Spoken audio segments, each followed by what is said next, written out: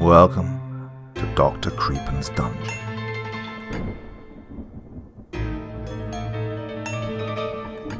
Alaska has long been a magnet for dreamers and misfits, people who think the unsullied enormity of the last frontier will patch all the holes in their lives. But this is an unforgiving place that cares nothing for hope or longing, as we will see in tonight's 9 tales of terror, all set in the state of Alaska. Now, before we begin, as ever, a word of caution. Tonight's stories may contain strong language, as well as descriptions of violence and horrific imagery. If that sounds like your kind of thing, then let's begin. The Kushtaka. My name's Kevin Wilson. I only thought it was right to write about what happened to me and my family. Before my incident, I was a very logical and skeptical man. I didn't believe in Bigfoot, werewolves, ghosts, or anything to that nature. They were just silly bedtime stories that my mother used to tell me. Nowadays, I'm not too sure what I believe. When I close my eyes, I can see her. Now, anyway, before I get too far ahead of myself, I should probably start at the beginning, back before I met those things. My wife, Monica, and I lived in Reno, Nevada, for basically our whole lives. When my wife got pregnant, I was so happy. All my life I'd wanted to be a father and teach my child how to grow up in the world. I can still remember the day that my son was born. He was so small and fragile, and I was so happy that my dream finally was coming true. Well, of course, I was happy for Monica as well, giving birth to our beautiful child, Toby. A few years after Toby's birth, Monica and I started talking about moving. We wanted to get out of the city and desert and find a nice small community where we could raise our son. We searched for weeks, hundreds of cities in every state that didn't have a desert in it. And finally, after weeks of searching for the perfect place, Monica found the city of Juneau. It was the capital of Alaska, and yet it only had about 30,000 people in it. We checked our budget and came to the conclusion that we would move to Juneau. When the plane landed in Juneau, it was raining. Not heavily raining, mind you, just drizzling more or less. We were told by some locals that it rains quite a lot in Juneau. Well, we didn't mind though, we just wanted out of the big city stress and clutter. We'd already made plans on renting a house and getting interviews for jobs before we'd moved up there, just to be in the safe side. We took a cab and started our way to our house, which was in a part of Juneau they called Douglas. We had to cross a bridge to get to Douglas, which we learned from the cab driver was a large island next to the mainland of Juneau. He dropped us off in front of our house, and what a view we had of the water. We were on the beachfront and had our own stretch of beach where we could go straight to the water. It was very beautiful, and we thought that we'd made the right choice for everyone. As we settled into our new house, I remember glancing outside and seeing an animal floating in the water, staring towards our house. Well, I knew nothing about animals, but I thought I should take a picture of it to symbolize that this was our good luck symbol. By the time I got in the camera and come back to the window, it was gone. I didn't know it at the time, but the animal I'd seen was an otter. That night I was woken up by strange noises coming from the beach. I got out of bed and looked out the window to see dark silhouettes running on all fours. Well, I managed to grab my camera and snap a few photos of the things and went back to bed. The next morning I showed my Monica and Toby the pictures of the animals. Well, they were amazed, and Monica thought that whatever they were cute. When I went to work, I showed some of my co-workers the picture, and one of them blurted out, "Oh, those would be sea otters playing in your property." I remember asking him if they were dangerous, and he replied with, "Oh, only if provoked, or unless it's a kushtaka." Everyone but me laughed at what seemed to be a joke that went straight over my head. Don't make fun of them." The new voice startled me, and I spun around to see who it was. It was a man who appeared to be an Alaskan native. The others sighed and went back to work, well, all except me. I wanted to know what this Kushtaka was. I asked him why you shouldn't make fun of them, and he replied with the classic, "You're not from around here, are you?" I shook my head, since there was no sense in lying. "Well," he replied, "Kushtaka is a Tlingit word meaning otter people. They are known for being shapeshifters and for killing and eating humans." I went home that day thinking how stupid that had sounded. Shape-shifting human otters? What a joke that was. A few nights later, I was in the living room watching TV while Monica went to drop Toby off at a friend's for a sleepover. As I sat there, I heard a sort of scratching coming from the back door. I got up to look, and as I reached for the handle, I heard the sound of a baby crying on the other side.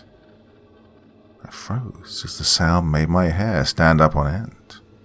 The crying was coming from just outside the door, where I'd just heard scratching noises. Well, I wasn't skeptical, as I said before, but for a brief instant, every horror movie I'd ever watched came back to me. I shook the feeling off and opened the door. I looked down, and staring at me with bright green eyes was an otter. Well, that was really concerning for me, considering there was no baby there. I stared at it for a few seconds before I tried to nudge it away with my shoe. Well, as I touched it, it hissed at me and swiped at me, taking a good chunk of skin with it. I yelped in pain and the otter scurried back to the water. I sat down holding my wound as it dripped blood onto the hardwood floor and looked up to witness the otter stand on two legs and look back at me.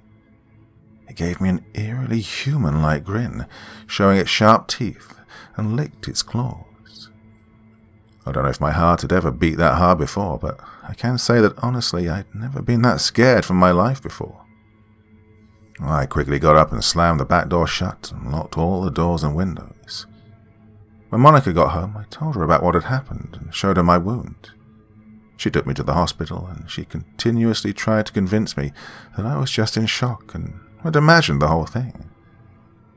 I know what I saw, though, and I didn't know how to explain it to her without sounding crazy. After getting a series of rabies and tetanus shots, we went home. As we walked in the front door, we could see that our house was thrashed, furniture torn up and scattered everywhere, dishes shattered and everything else in between. As Monica called 911, I noticed that the back door was wide open. It had large claw marks running down it. When the authorities arrived, they told us that it looked like a bear had gotten in. I told them that I'd locked the back door, and they responded with, "That's strange behavior for a bear then." We cleaned up the mess when the authorities left and went to bed. It took me a long time to get to sleep because with every creak of the house I was reminded of that smile the otter had given me and it lapping my blood from its claws. Weeks after all that happened, I was at the table eating breakfast with Monica. Toby then came down the stairs rubbing his eyes and looked at us. I'll never forget the words he said next. He looked right at me and said, "The otter people told me last night they want to kill me." Well, my heart sank at hearing those words, and every time I think about that day and what he said... Anyway, after he said that, Monica blamed me for filling his head with scary stories. She and I drove Toby to school and argued the rest of the way home about whose fault it was for what Toby had said. That night, I couldn't sleep very well. The thought of what Toby had said and Monica and I fighting, well, I was a little on edge and restless. So I thought I'd go sit in the chair in the living room. I sat down and started to doze off, right as I heard a baby crying like before. I sat up, confused, and then became scared for Toby. I got up and ran to his room to check him out. I opened the door to his room and froze in utter fear. Standing over his bed was something ungodly hideous. It had the body of an otter, standing only about 5 feet tall. And its hands were like those of a human's, but it had large curved claws instead of fingernails. Its face was that of a half otter and half man with that same crooked smile. It stared into my eyes with its hypnotic look and turned slowly towards me. I shook myself out of my trance and looked at it only to feel its sharp claws enter my shoulder and its heavy body pouncing on me, knocking me to the ground.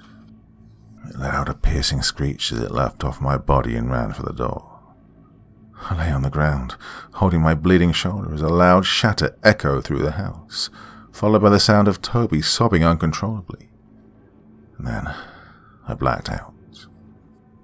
I woke up in the hospital with a bandage around my arm and a few tubes sticking out of me.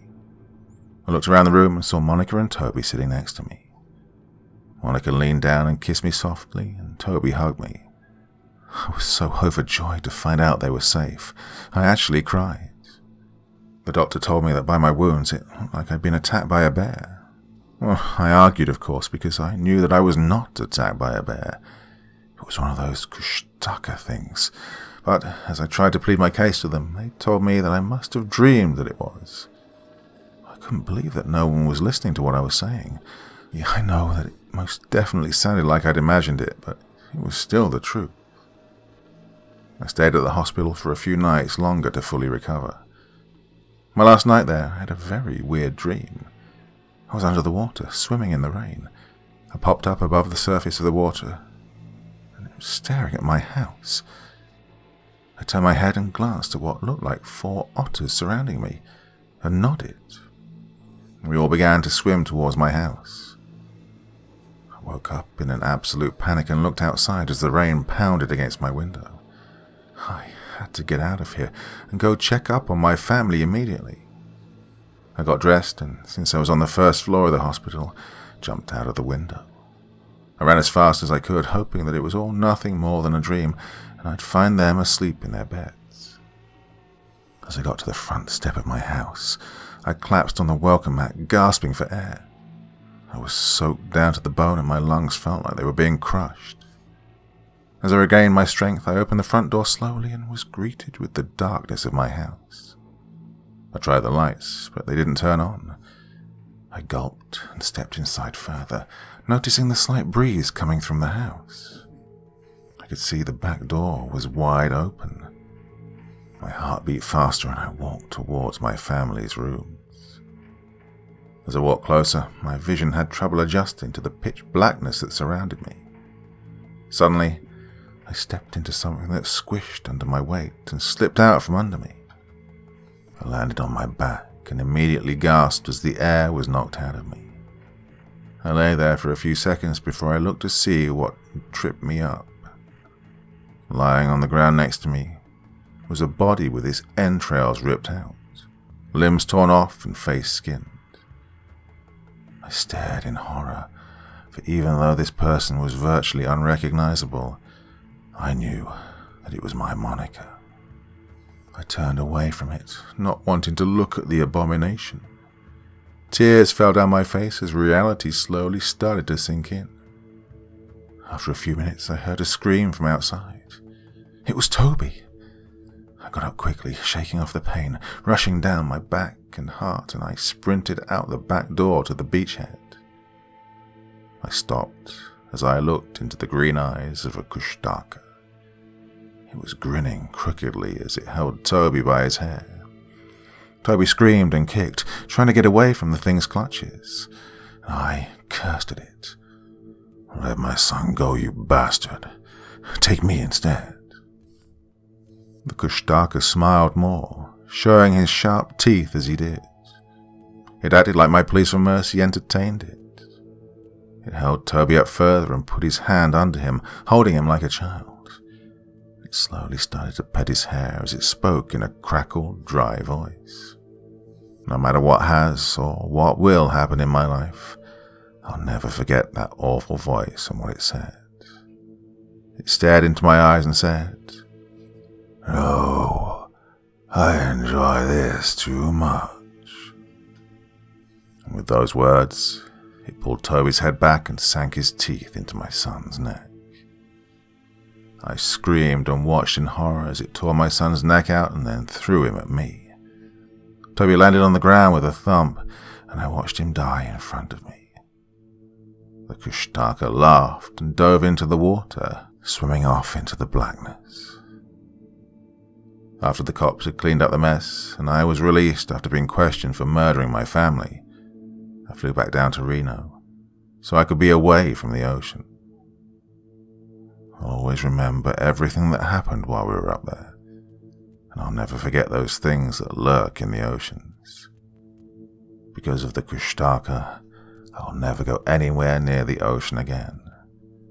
I can't sleep in the dark anymore, and every time I hear a baby's cry, I'm reminded of those green eyes and that horrible smile.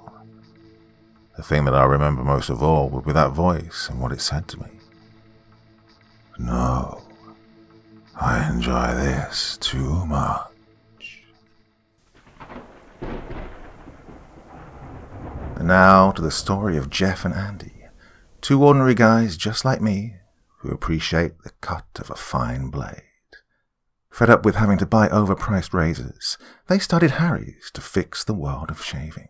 And by taking less profit, Harry's offers great quality products for a fair price. Indeed, their amazing quality blades are almost half the price of the leading 5-blade brand. Let me tell you my personal experience with Harry's. My young son has just started shaving, and it was a really big deal for him. And he started off using Harry's blades, and he refuses to use anything else. So happy is he with the experience. From the smoothness of his face after shaving, to the richness of the lather, and even the way the razor felt in his hand, everything about it is the highest quality.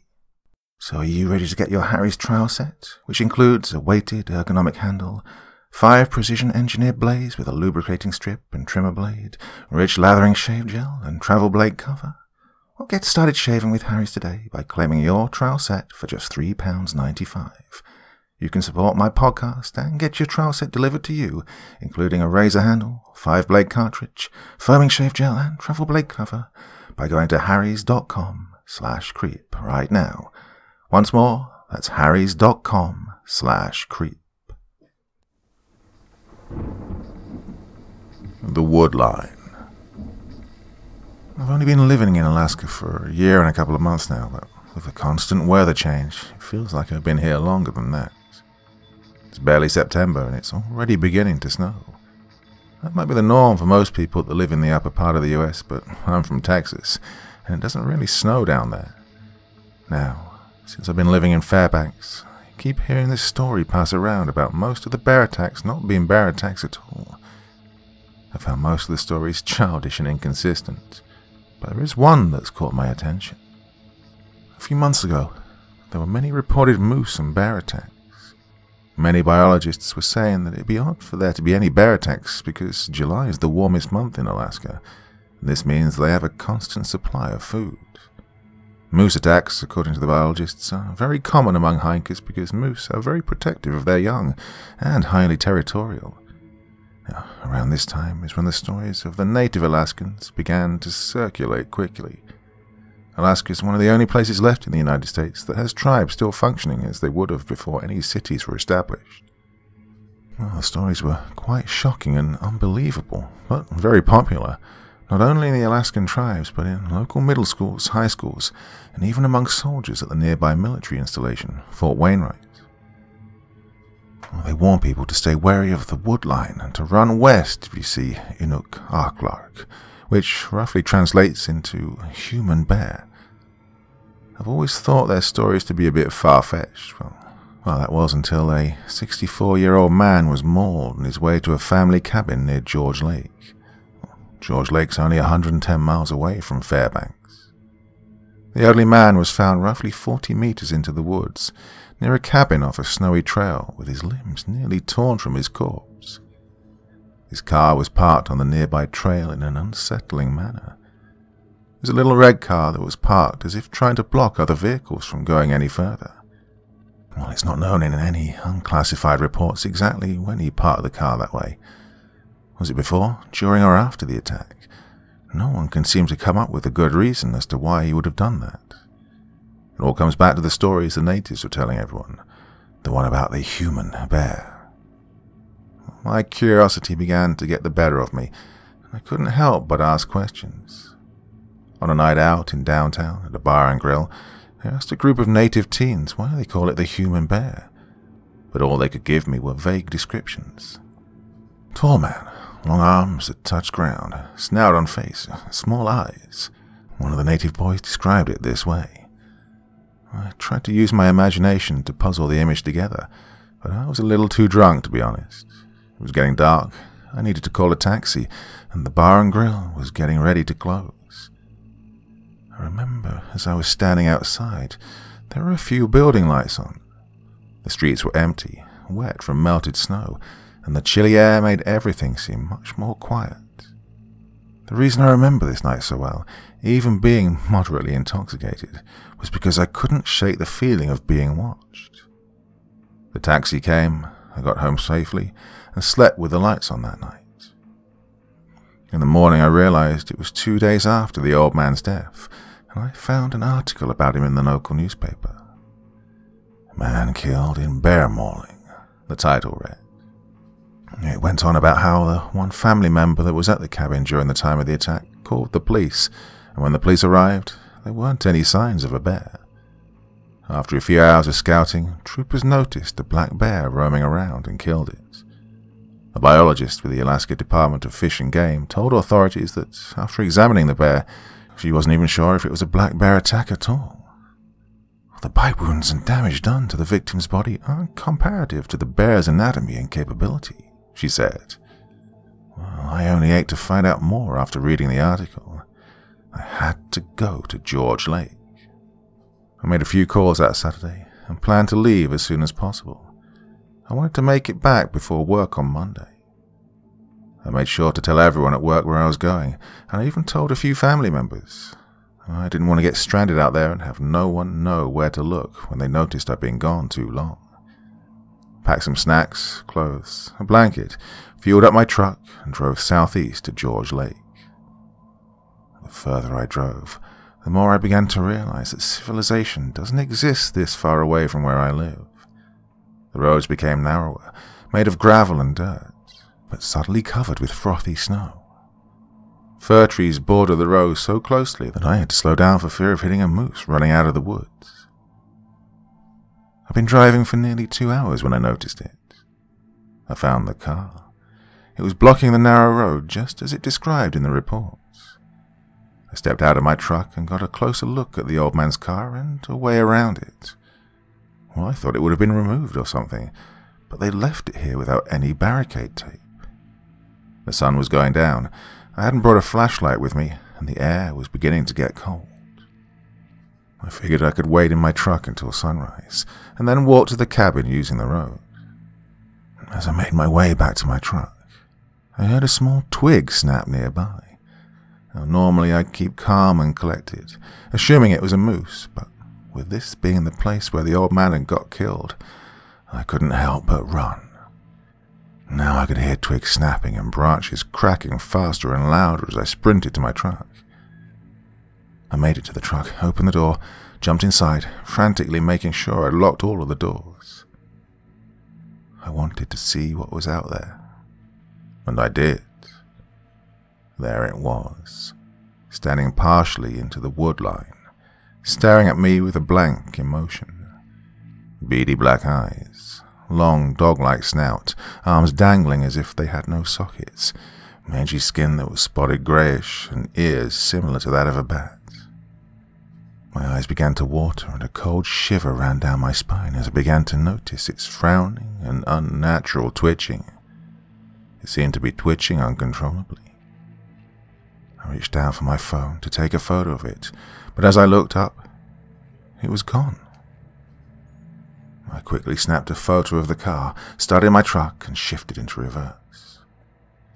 Then it came running from the opposite side of the wood line, its arms dragging against the gravel, flailing and contorting. It let out a sound similar to a dog whining, but much deeper. Oh, I'm glad I drove away when I did, if not sooner. And that's one image I will never forget. A few weeks later I told the authorities about the incident, omitting the fact that I went there 2 days after the attack, and they took me to speak with a biologist that was assigned to the investigation of the old man's attack. I described to her the animal-like creature that had stalked me, and she looked me in the eye and said, "You've missed out on a lot of school, young man."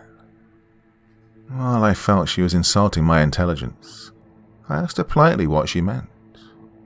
She responded with, "You most likely saw a brown bear. It was dark outside, and you could have imagined things on the bear that weren't really there. Most people get very shocked in this way, so it's understandable. Miss, I know I might not know as much about bears as you do, but I do know that bears don't run with just their hind legs, I said to her as I stood up to leave. She looked up at me with the most worried expression I'd ever seen. Her eyes appeared to have watered up as she clicked her pen repeatedly. Before I left the room, I remember she whispered to herself, "Oh, it can't be."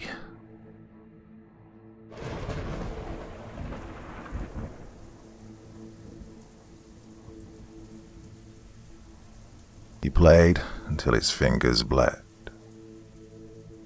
David didn't like Alaska. It was cold all the time. There were times when you didn't see the sun for weeks at a time, and you had to use a snowmobile to get groceries. But worst of all was his school.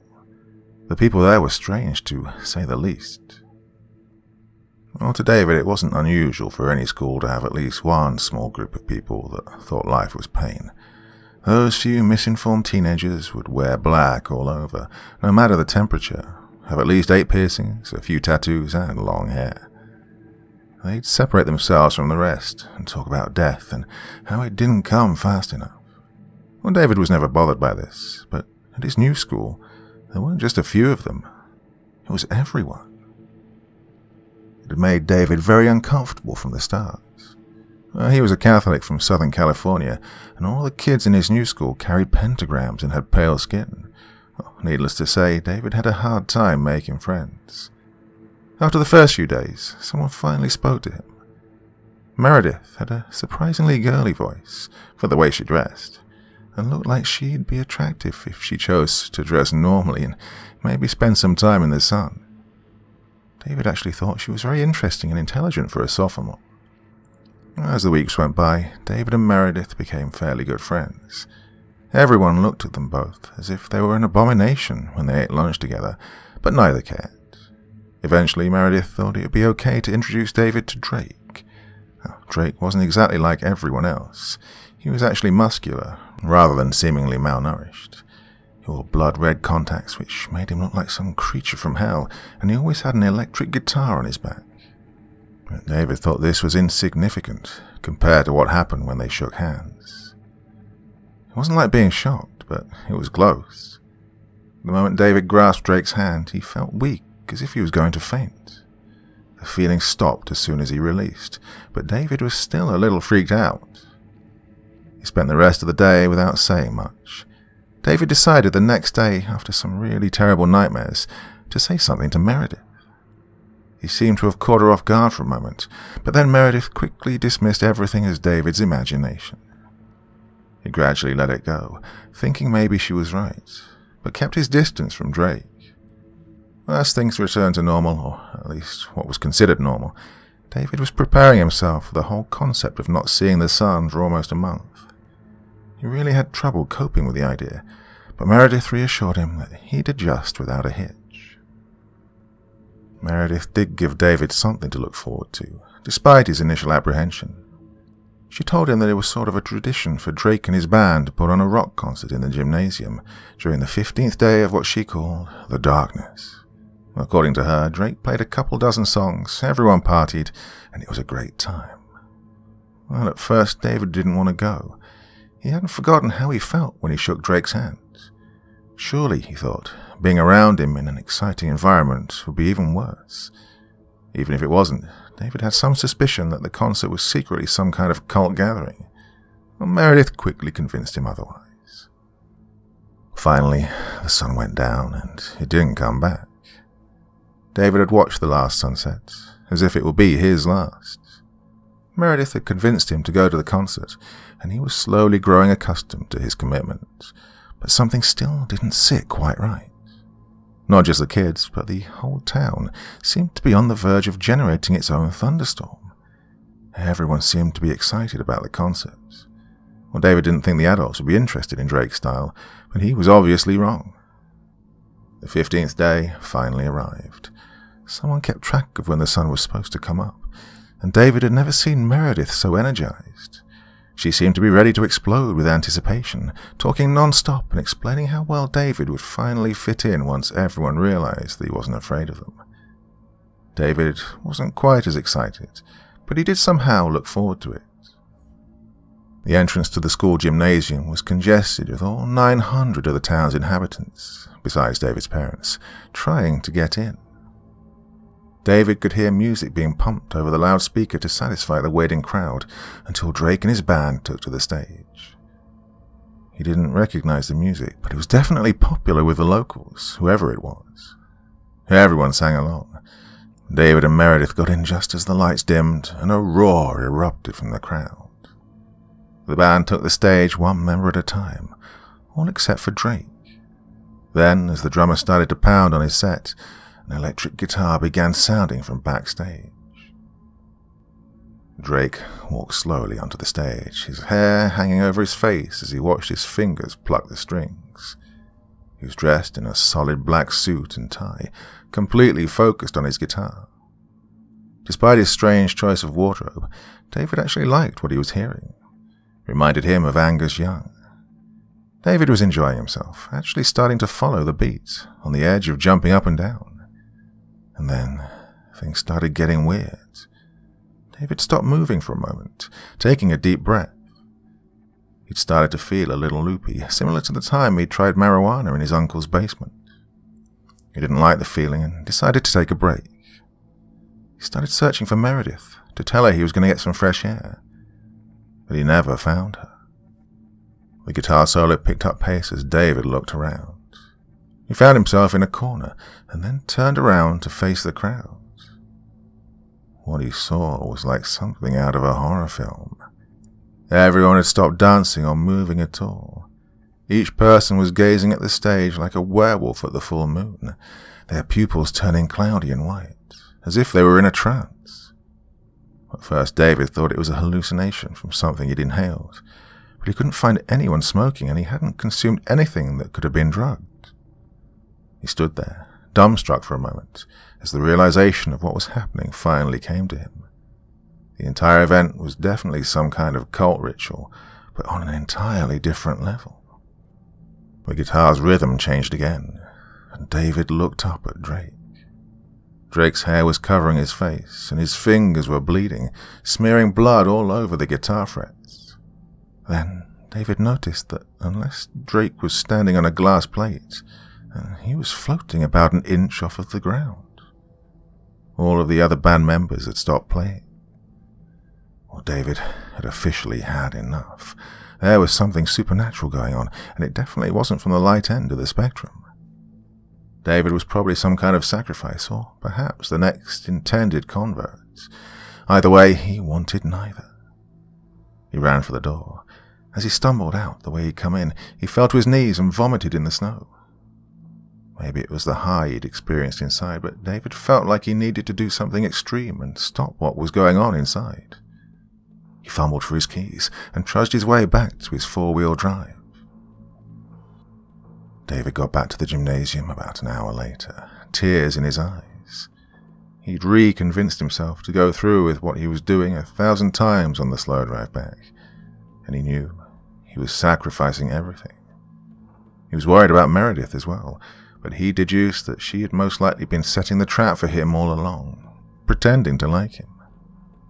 David knew that he was meant to stop it, even though he hadn't noticed the dark clouds beginning to spiral overhead in the night. He thought about the life on the run he was about to commit to, as he poured gasoline around the building's only entrances and exits. Then he pulled out his Zippo. Now, the doctor has a question for you. When you use the bathroom, you always close the door behind you, right? Well, you wouldn't want random passers-by looking in on you, so why would you let people look in on you when you go online? Using the internet without ExpressVPN is like going to the bathroom and not closing the door. So you did know that your internet service provider knows every single website you visit, yes? And what's worse is they can sell this information to ad companies and tech giants who use this data to target you. ExpressVPN puts a stop to all this by creating a secure, encrypted tunnel between your device and the internet so that your online activity can't be seen by anyone. As someone who uses ExpressVPN on all my devices, I can tell you that it works on everything. It even works on routers, meaning everyone who shares your Wi-Fi can still be protected even if they don't have ExpressVPN. The best part is, using ExpressVPN is as easy as closing the bathroom door. Just open up the app, click one button, and you're fully protected. ExpressVPN is recognized as the world's #1 rated VPN by many sources, including CNET, Wired, The Verge, and countless others. So, if you're like me and believe your online activity is your business, secure yourself by visiting expressvpn.com/creep today. Now, use my exclusive link, expressvpn.com/creep, and you can get an extra 3 months free. One more time, that's expressvpn.com/creep. Hi, my name's Dustin, and I have a story I need to get off my chest. It's lived with me for a long time now, festering within my being. It haunts me, and this is the reason why I'm afraid of blackouts. It all started on a Saturday night. My parents were out on one of their date nights, and I got to stay home alone. I'm an only child, so I don't have to babysit any little kids while they're away. They had a date night every Saturday. I believe they were trying to mend a broken marriage. I didn't care, though. If they didn't want to be together anymore, they should just get a divorce. That's my view on the whole thing. They eventually would get a divorce after I graduated from high school, saying that they didn't want to affect my academics with their inability to get along, but I was awake for their nightly arguments and heard how they felt about one another, how they couldn't stand being with each other. These arguments made me feel horrible about myself. I felt like, well, I was the reason they'd stay together, and later on I'd learn I was right. But, well, that's all beside the point. I lived in a town next to a small lake. Alone in my room, I was watching a horror movie in the dark, as I usually am on a Saturday night. Night of the Living Dead was playing on my tube TV, one of those old television sets from the 90s, you know, the ones with the big backs. Anyway, I was laying on my bed in flannel pajama bottoms and a baggy black t-shirt, eagerly waiting to look out of my telescope that was pointed in the direction of my neighbor's window. I was waiting for Rebecca to get into her pajamas. She was oblivious when it came to her window, which was perfect for a young, pubescent, peeping Tom like myself. I know that I was wrong for doing it, but hormones make you do some awful things, like steal your dad's porno mags and hide them underneath your bed. Well, the clock in my room read 10 o'clock. It was time to get into position. I moved from my bed to the chair in front of the telescope and peered into it. There she was, sitting on her bed, taking off the makeup that she didn't even need to apply. She was beautiful without it. She had long, blonde hair and perfect dark eyebrows. Her eyes were a showstopper, and her breasts were quite large. It wasn't time yet, I decided, so I turned my chair towards the TV and continued watching Night of the Living Dead. It was at that point of the movie when the zombies are approaching the barricaded house that the main characters are hiding in. Then, the lights and television flickered twice, and then died. I jumped at the sudden loss of electricity. Now, the house had lost electricity before, so I knew what to do. My father had shown me how to flip the circuit breaker, causing the lights to come back on. It was pretty simple. I remember him showing me how to do it. The first time he showed me, I wasn't paying much attention. It was almost time to get into position then too, and that's all I had on my mind. The next time the power went out, he told me to go do it, and I didn't know which switch to flip, so he had to show me once again. Well, now I knew how to do it. So I grabbed my Maglite, a pretty strong flashlight that fit easily in my hand, from the counter that was set up beside the basement door just for this occasion, and walked down the steps into the basement. the flashlight flickered on and off. I slapped at it, and the light focused back on. I used to use this light for flashlight tag with my friends. We had a lot of fun running around and tagging each other with our lights. I remember tripping, falling on the cement, and getting some wicked raspberries on my knees. The light flew out of my hands and fell to the ground. Luckily, it hadn't broken, but occasionally it would flicker off and then on again. Eventually, my friends and I got older, and video games and girls were the only things on our minds. So, the days of flashlight tag were behind us. And now, the only use this maglite got was when the power went out. Walking up to the circuit box, I opened it up and tried to remember which switch it was. When I found the one I was looking for, I flipped it, and, well, nothing happened. I flipped 2 more times, back and forth, and still no power. I went back up the stairs and peered out of the living room window, seeing if anyone else on the block was out of electricity. The lamppost was dark, and the neighbors were conversing outside, talking to one another about why the lights had gone out, or so I assumed. The neighbors seemed nice, always waving to me when they caught me looking their way, but I never dared interact with them. Instead, I opened the window a tad and eavesdropped on what they were saying. From what I gathered, I was right to assume everyone's power was out. One neighbor said he'd seen the transformer blow. Oh, great, I thought.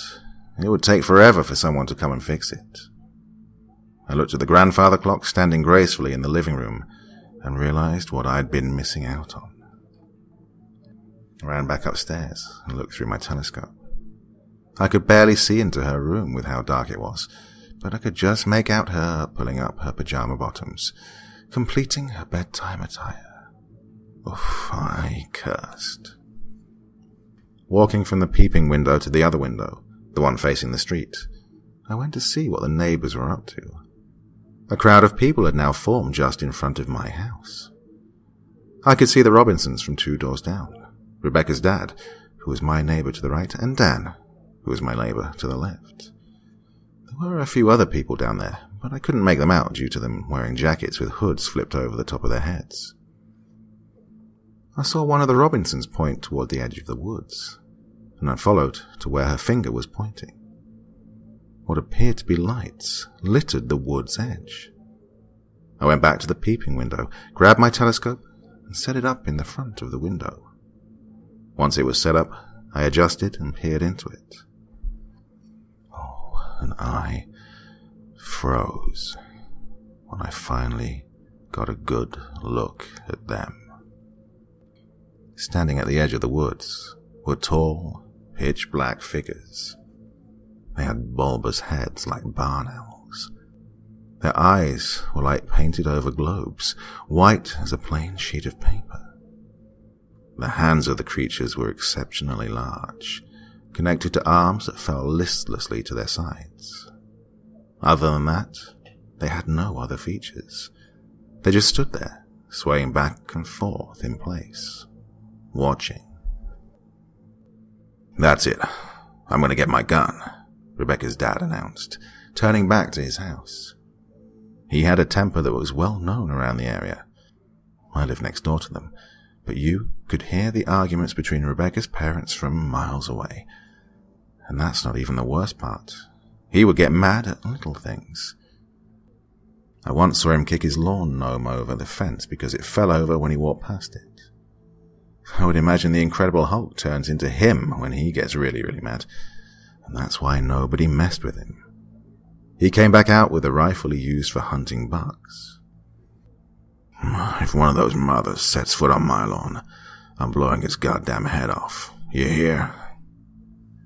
The neighbors chatted, not taking their eyes off the creatures on the other side of the road. The creatures stared back, swaying back and forth ever so slightly. Then I realized that these things weren't blinking. They just stared with their glowing white eyes. It was impossible to tell exactly what they were looking at, for none of their bright eyes had pupils. I honestly couldn't tell you what these things were, but I can tell you what they weren't. human. Then one of the creatures started to walk forward. They seemed sluggish, but their strides were long, and it wouldn't take too many steps for it to make it to my neighbors. It stepped off the grass and onto the street's pavement, still slowly walking.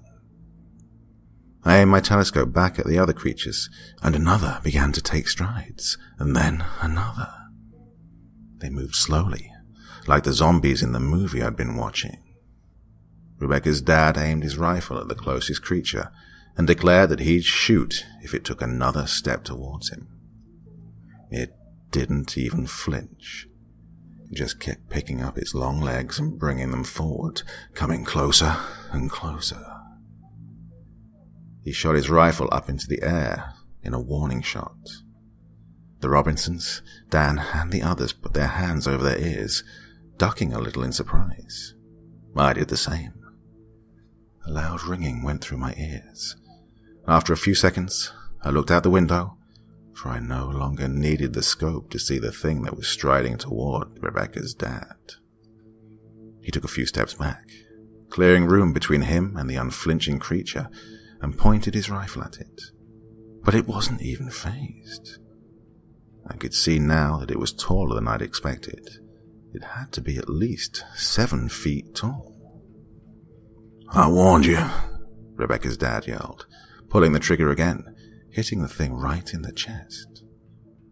The thing is, that's exactly what had happened. The shot went right through the thing. No wound showed on the creature, not even a speck of blood hit the pavement. The bullets went right through the thing. It took another stride forward, now mere inches away from the kneeling man, who exchanged a face of anger for a face of fear. It was coming right at him. Rebecca's dad squeezed his eyes shut and hugged his rifle. And that's when the thing moved right past him. Rebecca's father opened his eyes and turned around, astonished that he was still alive, but nervous at the direction the thing was going in. It was heading for his house. The thing opened the door to his home and let itself in. And that's when his fatherly instincts kicked in and he went after the shadowed beast. I looked at the other creatures that were just now crossing the street. Then I heard another gunshot and a scream. Rebecca's scream, coming from next door. I grabbed my telescope and aimed it at her window. After adjusting the scope accordingly, like I had many times in the past, I peered into it and viewed the horror that ensued. Rebecca had lit candles in her bedroom.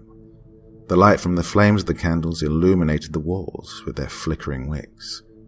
But when the thing entered the room, all the candles went out like a gust of wind had blown by. She was screaming, throwing objects at the shadow-like creature. A lamp hurled towards it, then a book, followed by a harmless pillow and whatever else she could find close to her. But everything went straight through the creature. The creature just stood there. Another book went flying towards the thing and, once again, passed through it. Then the creature extended its arm towards Rebecca and took one slow stride forward. I remember hearing her scream and wondering where her father was this whole time. The thing then put its hand on her shoulder and her screaming came to an end. Her eyes rolled back and her arms fell to her sides. She became completely still, even in the face of the thing. Then she walked in front of the creature, with the thing in tow, and they made their way towards the door. Then the thing turned and looked directly at me. I shuddered, backing away from the telescope. The thing looked at me with its noxious stare. I looked back to the telescope, but they'd already made their way out the door. I started to panic. It saw me. Was I next? I looked out the window to the street and saw the other dark-masked creatures entering the homes of my neighbors. I also saw Rebecca walking towards the woods with the creature following close behind like a shadow. As more creatures began to emerge from the woods, other neighbors began to follow suit. I saw one creature following behind a little girl a few doors over. One followed close behind the Robinson boy, and Dan's husband had one following him, all heading towards the woods. While I was so focused on this, I didn't even realize that one was entering my own home. I heard the downstairs door shut, and I froze. It was coming for me. I was next. Apprehensively, I looked around the room for a quick hiding spot. I bumped into my dresser, and the maglite rolled underneath my bed. I got into the push-up position and followed the light to the back wall, beneath where I slept. Moving magazines and old socks, I grabbed the flashlight and pressed myself against the wall, waiting for the thing to enter my room. And then, it entered. Being under the bed and backed up against the wall didn't give me a good field of vision. Its pitch-black legs moved into the center of my room. I imagined it looking around the room for me, seizing me and turning me into a lifeless zombie like Rebecca. Its knees bent down and hit the floor, not making any noise as they made contact. And then it looked underneath the bed. Its eyes were full circles, like a full moon on a dark night.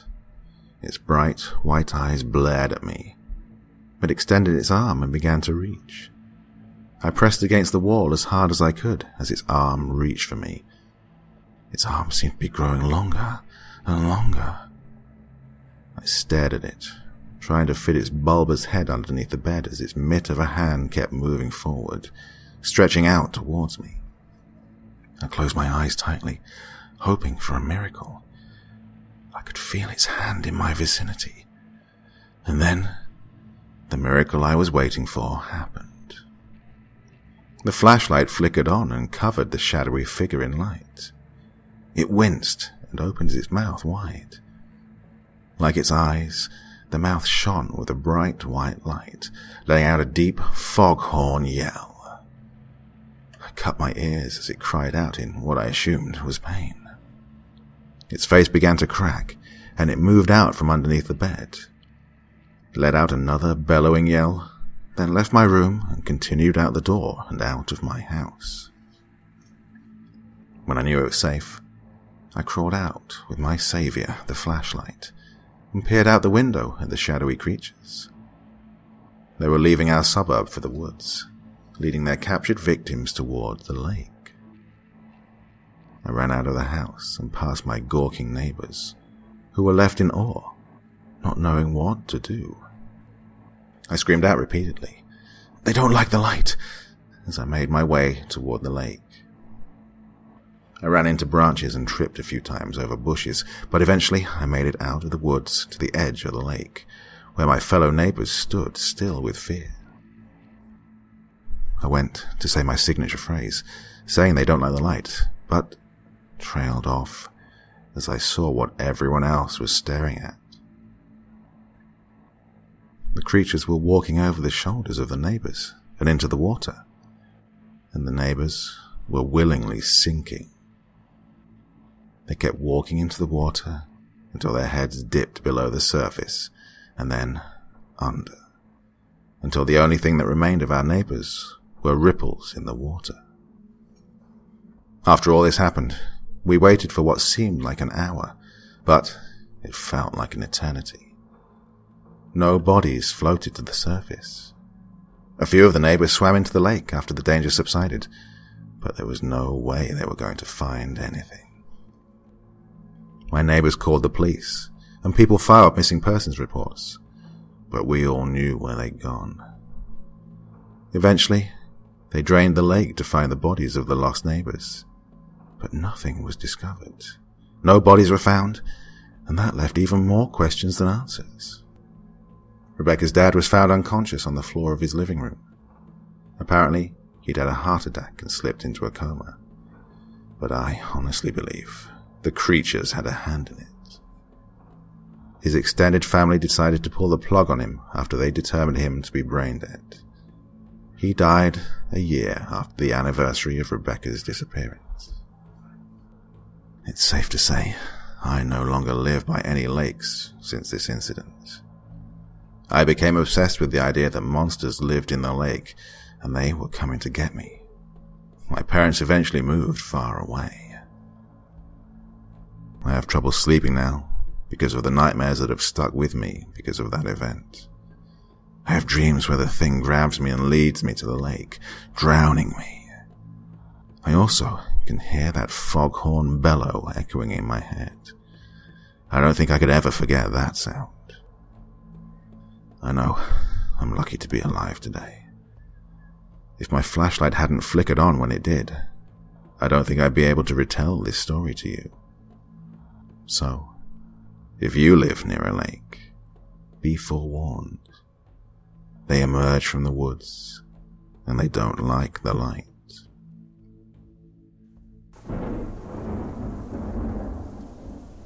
Well, it's beer o'clock, ladies and gentlemen, the doctor's favourite time of the day. And right now I'm imagining myself, figuratively, being transported to a cosy little Belgian beer cafe, courtesy of Beer 52. So, how does a free case of 8 Belgian beers sound to you? Craft beers, that is. Celebrate the country's ancient and world-famous beer expertise with a case of 8 craft beers from some of their finest breweries for free. All you have to do is go to beer52.com/creep and cover the £5.95 postage, and Beer 52 will deliver them straight to your door. And guess what? Every month those fine folk at Beer 52 visit a different country, find the best small batch breweries, sample their finest craft beer, and then carefully curate a case to be sent to their lucky members. A difficult job, but someone has to do it. And this month is a case from one of the world's foremost beer nations, Belgium. The selection pits traditional Trappist beers brewed by monks in monasteries against ultra-modern craft beers. And if you don't like dark beer, well, just choose the light option. It's as easy as that. Each case also comes with their award-winning beer magazine, Ferment, as well as a tasty snack to enjoy with your beer. And the great thing is, there's no minimum commitment.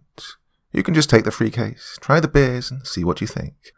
And if it's not for you, you can pause or cancel at any time. Just go to beer52.com/creep to claim your free case of 8 craft beers. One more time, that's beer52.com/creep.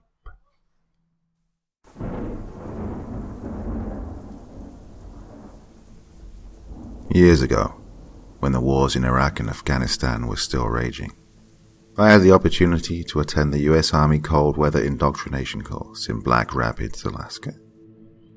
It was the harshest, most unforgiving training available, and I took pride in the fact that my chain of command had recommended me for the school.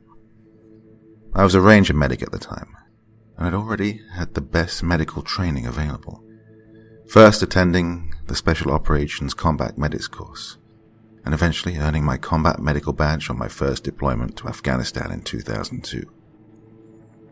I even had experience treating cold weather injuries on the battlefield. But as soon as I arrived in Black Rapids, I knew that the cold, remote mountains of Afghanistan had nothing on winter in eastern Alaska. The Richardson Highway ran from Prince William Sound in the south to Fort Greely and beyond. On a clear day, you could see the Black Rapids Glacier and the awesome heights of the range east of Denali National Park. The scenery on that first drive to post was incredible, to say the least. After I arrived, we spent a week in a classroom going over the plans for the first field exercise for the course. There were a dozen of us, representing every rank from specialist to major. A hardened sergeant major named Patterson led the class. He had his Special Forces tab, combat infantryman badge, and multiple combat jumps on his parachutist badge. Now, for the uninitiated, soldiers size each other up by the tabs, badges, and patches on their uniforms. Patterson was easily the most decorated guy in the room. For our first training exercise, we were tasked with spending 2 nights out on the glacier, which was just west of the highway, in order to acclimate to the sub-zero temperatures. Eventually, we would have to ski, climb, and maneuver So this first exercise was supposed to be as easy as it gets. We headed out one evening in 3 of the old, Swedish small unit tracks. It was already dark and pushing -20 Fahrenheit. I was in the track with Patterson, a cavalry medic named Reed, and a young second lieutenant named Jokey. I detected Jokey's accent, but couldn't quite place it. I knew he hadn't grown up in America, and I was surprised that the sergeant major had taken a liking to him. Usually, butter bars wilted under the grizzled glare of senior non-commissioned officers. "Sir, they say this glacier once stretched all the way to the highway," said Patterson. "I'd bet you've seen bigger ones back home." "Sergeant Major, I've lived in the United States since I was a boy," said Jokey. "I'd have to ask my parents." I wanted to know where Jokey was from, but didn't dare speak, as I was a lowly sergeant at the time. "Well then, sir, if you haven't been out on the glacier in the far north, there's some tremendous cold weather phenomena out there," said Patterson. "It can be breathtaking or even bizarre." We continued. I couldn't make out much of the surrounding terrain, especially since we were at the middle track, but I had begun to see flashes of the aurora borealis in the distance. "Sergeant, I'd like to pair with you for this exercise," said Jokey. "I heard you have experience in cold weather medicine." "Roger, sir," I said.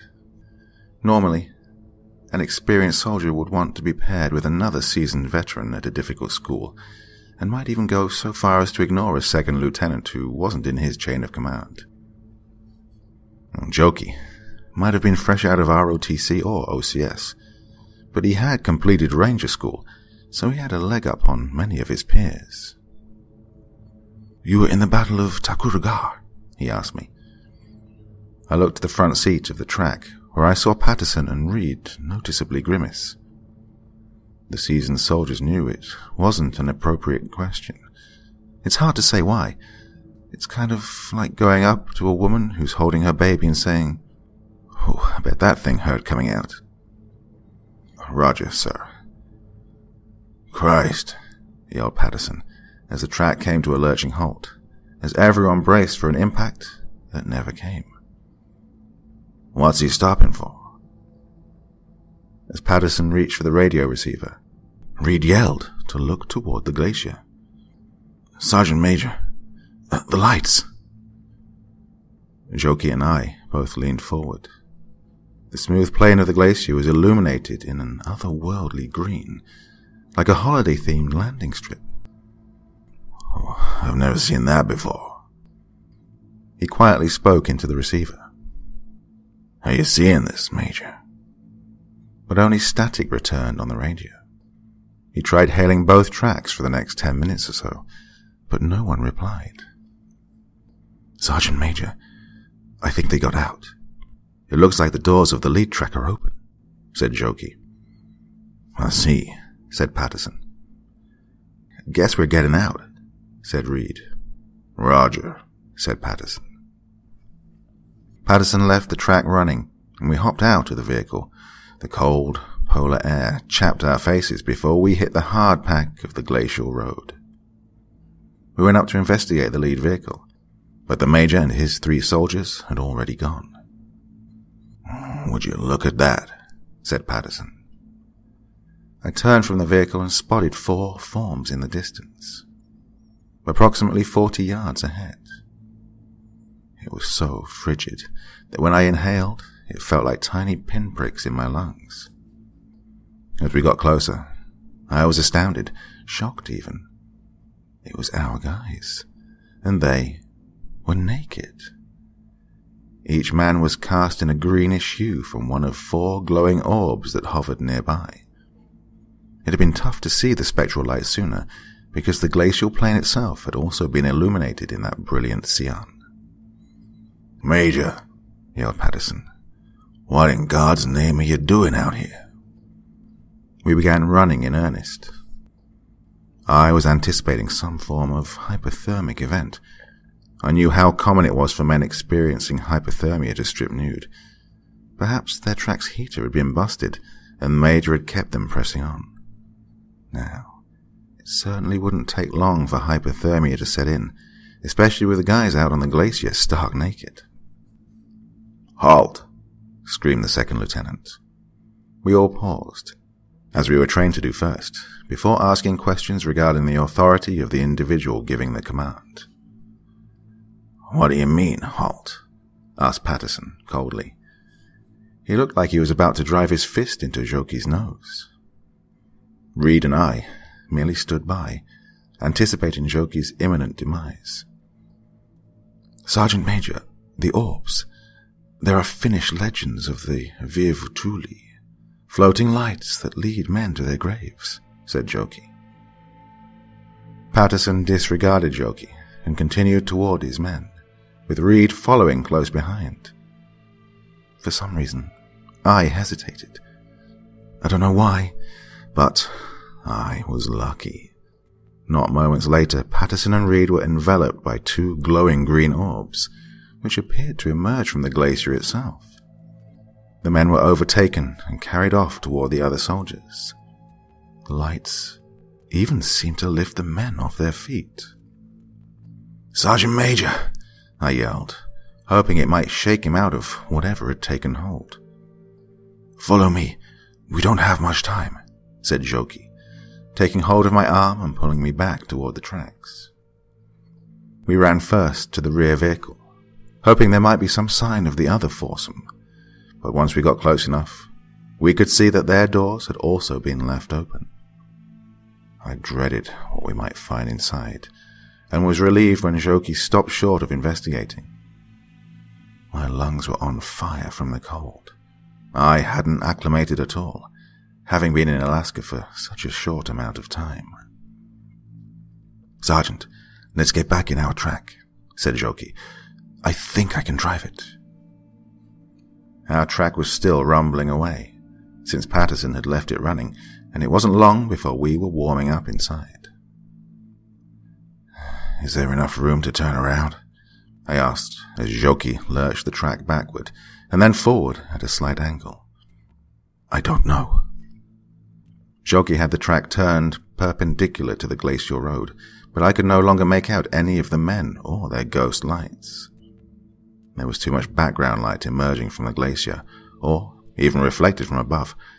I wasn't sure which was correct, but I knew I was more frightened in that moment than I'd ever been in battle. "Okay, let's go," exclaimed Joki. He almost sounded giddy, as he had already had us turned around and was navigating past the rear track. Moments later, we were on open road, following the path we'd carved from the highway. When I noticed 4 orbs in the distance, out over the barren white, south of the glacier itself, well, I couldn't make out anything beneath the 4 discrete lights, but in my heart, I knew that 4 of my classmates were likely out there, freezing to death out on the wastes.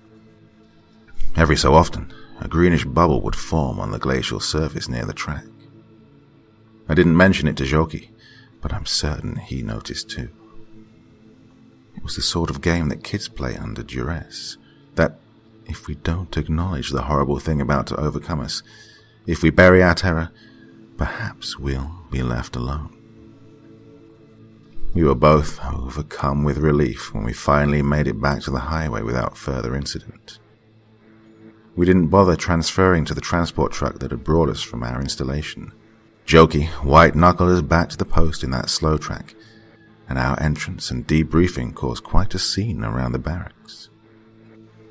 The bodies of our fellow soldiers were recovered from the glacier early the next morning, only hours after Joki and I had made our escape. They were found nude, just as we said they'd be, but the recovery squads hadn't encountered anything out of the ordinary. The doctors at Fort Greely said that our ghost lights, our hallucinations, were likely caused by the early stages of hypothermia, that the other soldiers sounded like textbook cases of the manic episodes brought on by advanced hypothermia. They said Joki and I were lucky, that our bodies and minds had been heartier than our classmates. Now, I don't know that they aren't correct. But I don't believe that what we experienced out on that glacier had anything to do with hypothermia.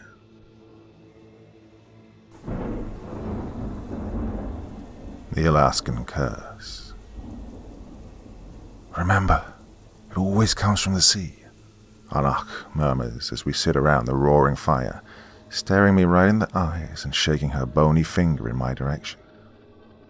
In the far stretches of America, my family had only just arrived home from Cousin Panuk's funeral after a full day's travel, and Anak and I sit across from each other in front of the fireplace. Although this is one of the first funerals I've attended, I find it strange that there's neither a body nor burial during this service, and afterwards, when meeting with my relatives here in the far north of Alaska for the first time in years, we're told that we are strictly forbidden from bringing up Cousin's name, even among each other. While we played, nobody, not even Cousin's siblings, talked about him during his life, let alone his death, and I was more confused than ever. On the 18-hour car ride home, Mother and Father sat in silence, but when we neared the outskirts of our city, I asked them what had happened to Cousin Panuk. Mother went pale and told me that I am never to bring Cousin's name up again, and that they will tell me what happened when I'm older and ready. My grandmother, my Anak, as we call her, came to live with us in the city many years ago.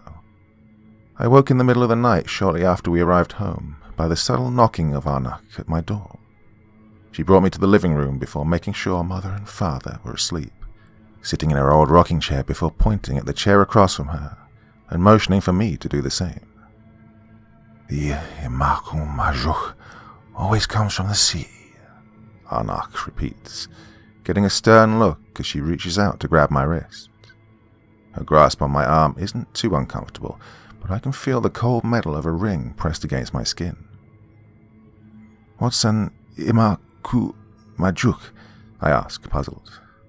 I don't know the Inuit language as well as the rest of my family, and I've never heard this word before. It is the reason your cousin is gone, she states, her grip around my wrist tightening. I can do nothing but stare, wide-eyed. Finally, it's time to get some answers around here, I think to myself. What happened to Cousin? This thing killed Cousin Panuk, I ask. No, she whispers, with a tone of fear in her voice. Your cousin's gone, but his body's still alive. What do you mean, Anak? I question her once more. We went to his funeral yesterday. We went to his funeral to honor his life, but he is not dead. Your parents don't want you to know until you're older, so you'll take it seriously, but I think you're old enough to understand. Tell me what happened, I plead. I'm ready, I swear. Anak slightly relaxes in her chair before continuing, taking nervous glances over her shoulder to make sure my parents are not coming down the hallway to scold us for being awake so late. She begins by telling me part of the history and tradition of our people, which I already know very well, but still patiently wait before she gets to the part that I want to hear. My parents told me about the Imakumujak when I was just a girl not much younger than yourself, she said, and the mention of the Imakumajuk immediately got my attention fully. My sister and I were playing in our camp when we got a whiff of the most awful stench that we ever encountered. A smell of rotting fish, garbage and stinking meat. Not a minute later there was a commotion in the camp. The men and women of my clan were running to and fro, desperately packing up what they could. This included my parents, who quickly scooped up my sister and I to place on the sled. We hadn't even packed up all of our supplies before we took off, leaving untold amounts of precious meat and animal skins behind. I didn't see it for myself, but my father told me that... I thought your father died when you were young, Anak. I cut her off in my curiosity. Yes, little one, but this was before my father passed on, she informed me before trailing off. Took her a few seconds to regain her train of thought and continue where she'd left off. Now, where was I? Right. When we were safe in the sled, that's when Father informed us it was an Imakumachuk, and that the Great Spirits have blessed us in Nuuk with good sense of smell so that we may flee before it arrives. Her rough and twisted hands were beginning to hurt me now as I locked on and the pressure increased. What is it, Anak? What is it? I begged her to give me details. The Imakumajuk is a terrible creature, one I pray you may never see. You must understand those who still live the traditional life, such as Panuk and his family, never take the earth and its creatures for granted. Every single part of every single animal they come across is used for something up in those endless white plains. But when it comes to this thing, you don't hunt it or track it. You wouldn't dare. I thought back to when I was in school, that our homeland in the north had less people or animals than almost anywhere else in the world. And when we drove through the snowy hills with my parents that weekend and saw nothing but trees, ice and snow for hours and hours, well, I believed it. If they're not careful and do not take heed, entire camps, entire villages even, can be gone in just a day. What kind of creature can do this? I interrupted Anak as I leaned forward to feel the warmth of the crackling fire. Not the beast itself, but those affected by its terrible curse, she continued. The Imakumajuk itself is a hulking thing, the size of 2 igloos put side by side, with a shell as hard as stone and large spikes covering its body. Its light blue color makes it almost impossible to see in the snow, so it always is best to recognize them by the smell instead. And one thing for certain is that it always emerges from the sea to hunt. No tribe has ever been able to kill it. I don't even think it can die. And the last thing most people see as the Imakumajuk charges at them is its dozens of black eyes staring them down, its countless legs ferociously scuttling across the ice, and its spiny, jagged claws snapping and snapping. I mean, the last thing they see before the change, that is. Change? What happens to them? The ones that the Imakumajuk takes? Its touch is a curse, Anak trembled out. One touch is all it takes, and your mother, your father, your child, anyone you care about will begin to forget that they even knew you at all. It's only an hour or so, sometimes less, before they start spitting and howling. Or if you're unlucky enough to be near someone with the curse, they'll insist that they're fine. Try to walk on with you if you let them, but it's only a matter of time. You can tell they're fully gone by looking at their eyes. Black eyes that never blink and never stop staring at you. She dug her nails into my wrist and yanked my arm away. I know that it's an accident, that she couldn't control her hands very well for the past few years, but Anak was really frightening me now. I could tell she's nearing tears by the bright reflection coming off the bottom of her eyes. That's what happened to a man in my clan. He'd forgotten something very important at the camp and went back for it, despite our pleas for him to keep moving with the rest of us. He was adamant about returning, claiming that his ancestors would never forgive him for leaving behind his family heirloom. He came back several hours later, but he was changed. He spat out black chunks from his mouth. He scratched at his skin, leaving behind black and red marks on his face. Oh, but the worst part was his eyes. It started with small shadowy lines around the edges, but soon both of his eyes were nothing but darkness. When he staggered past my sister and I on the sled, he took off his glove and reached out a hand, dripping in black goo towards us. That's when my father and the other men of the clan knew that he needed to go. After telling this part of the story, Anak calmed down a bit and locked her ringed fingers together, moving them closer to the fire for the heat it provided. I thought you'd never seen Imakumajuk, I asked Anak. I have never seen it, child, but I've seen those it's cursed with its murky liquids. Their speech becomes jumbled by this terrible affliction, and not soon after, restraining this man, my father was forced to gag the fellow to keep all his spitting and stuttering obscenities to a minimum. It had been many generations since our clan had an encounter with the Imakumajuk, but they still knew how to handle any who were cursed. Careful not to touch the cursed man himself, Father wrapped him in a large dried seal pelt before tackling him to the ground and binding the skin tightly with help from a few of the strongest men in the clan. They dragged the screaming and delusional man miles and miles through the snow, and although his mouth was covered, I could still hear every word coming from him. I heard him alternate between begging to be released, begging for death, and then threatening to kill every one of us, all within the span of half an hour, only for him to start all over and repeat that cycle again and again.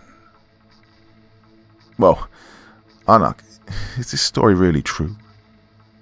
I butted into her story to make sure this isn't one of the village legends like the Kalupalik, made to scare children who don't listen to their parents.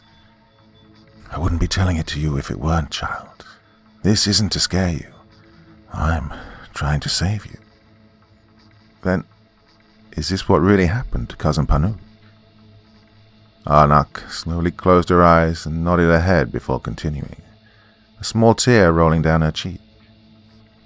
The men of the village took that cursed man to a local lake that stayed frozen all year long, all the while he was squirming and wriggling about in that sealskin. My father took a hacksaw, like the ones your aunt and uncle used for cutting snow for the igloos, and cut a circle into the surface of the frozen lake, almost a foot down before hitting water. Anak punctuated this sentence by pulling apart her hands to show me just how thick the ice was. It was difficult work, but eventually they were able to remove the circle of ice and plunge the cursed man into the dark, still water before picking up the ice block and covering the hole like a cork. That's why Panuk wasn't buried, I mumbled, finally figuring out why his funeral was so out of the ordinary. Once one is marked with the curse of the Imakumajuk, true death will always escape them. No matter what you do to their body, it will not stop trying to infect others, even if you put a bullet in their head. The only way to keep them from spreading is locking them underneath the ice, where they can no longer grow their pestilence. We didn't go ice fishing in these small lakes, and the surface was far too thick to crack, so it was perfectly safe for us to walk across its surface. But I'll never forget the faces of the cursed ones staring back at us through some of the thinner, clearer parts of the ice. It helps to remember that they're no longer people like us. The fire was beginning to die down now, and the light seemed to dance across Arnak's spotty, wrinkled face. I was starting to think that there were some truths that I would rather not know about. I've heard stories from other villages, though. She pressed on while pulling her hands from the dying fire and rubbing them against her arms. Stories of men snapped in half at the waist by the Imakumajuk's fearsome claws, only to keep dragging themselves through snow and ice, leaving the toxic, inky gunk wherever he tread. Others that are afflicted with the curse strip themselves of all their clothing before tearing at their skin and giving chase to their former family, doing anything in their power to spread the curse to all who are near. I can't be certain whether this is rumor or not, but another young boy in a neighboring tribe told me about the time his father came across a blackened head buried in the snow. Only this head didn't have a body. Oh, its eyes darted around as quickly as any living soul's would, and although nothing escaped from its mouth except black drool, it still opened and closed at a steady pace, chattering its teeth together and clicking its tongue on the roof of its mouth. Anak fumbled with the rings on her fingers nervously and looked at me before resuming. "This is what happened to your cousin," she stated. "Your cousin and his friends were walking near the water's edge on the beach when they smelled the stench, but they didn't take the warnings to heart. The boys were cursed by the Imakumajuk and ran back to their village to tell their parents." "So Panuk's out there somewhere," I nearly shouted in shock, "underneath one of those frozen lakes." "I told you, your cousin Panuk is gone. His body and mind are no longer his to control. I suppose, in a way though, part of him still exists in that shell of a body. I expect you not to bring up his name after tonight, ever again. We are never to speak the names of those afflicted with the curse of Imakumajuk after they are gone, lest someone remember them for how they were in life and attempt to release them from their resting place. We are only to acknowledge them just once and then move on, no matter how painful it..." Just then, Anak was cut off by the creaking of a door down the hallway, and I nearly jumped as I saw Father step into the living room, where I could barely see his face in the dim light of the fire. I heard a clink of something falling against the wood floor as Anak quickly stood and addressed her son. "Well, I think I'll be going off to bed now," Arnak told Father before grabbing a cane and gently hobbling down the hall. "I hope you learned something from this story, child," she yelled after me while entering her room. Father merely stared at me with his arms crossed. I know I'm going to be punished for staying up past my bedtime and speaking of Panuk, but I can only hope that Father doesn't find out we were talking about Panuk and the Imak Kumajuk too. Father only stands there, one foot in front of the other, without a word escaping from his lips. Anak was just telling me stories of her father when she lived in the north," I blurt out, hoping to end this silence. But at this, my father's eyebrow is instantly raised and he tilts his head. "Oh, really? Tales of her father?" the stern man says while slowly walking forward, and I begin to panic, knowing that he can always tell when I lie. Father walks past me, grabs another log and places it on the fire, and I know that I'm really in for it now. I'm certain that he plans to have a long conversation with me and scold me for listening to Arnak. After he has a seat, I break almost immediately, telling him some of the things Arnak told me about Panuk, and the time her village was attacked by a monster before her father rescued her. Father only shakes his head and places a hand above his brow before letting out a sigh and leaning forward. "So, it's really not true then? The Imak Kumajuk really is just a story to scare me, isn't it, Papa?" At the mention of the Imak Kumajuk, Father's face becomes twisted in anger, and his eyes narrow. I think maybe I made a mistake, and that now both Arnak and Father will be angry with me. But his scowl quickly goes, and he instead tells me to continue. Tells me that he's not angry. He just wants to know what she told me. I recount the entire story Arnak told me of the Imak Kumajuk, careful not to leave out any details, and end by telling him that I was sorry and I won't ask about Panuk again. Once more, Father lets out a large huff of air before continuing. "Arnak's story is wrong, son," he explains to me in a sad, shaky voice. "Oh, so Panuk wasn't really cursed by the Imak Kumajuk," I let out, but I'm very confused at this point. "No, he was, and the Imak Kumajuk is real, but..." He takes a pause before continuing. "Look, your Arnak doesn't always tell the truth, okay? Sometimes, because she's so old, she mixes things up. Or maybe she just believes what she wants to believe. But it wasn't a strange man from her clan that they buried in the ice that day." My eyes finally drift down and I glance towards where I heard the metallic clink from earlier when Arnak sat up. I get out of my chair and lean down to inspect the object before picking it up. The same metal ring that was pressed against my skin while Arnak was holding on to me. Father reaches his hand out for me to give it to him, and I drop it into his palm. "You're not in trouble," Father says to me while standing up and pointing at my room. "Why don't you go to bed now, son? I have to return this to the family chest where it belongs."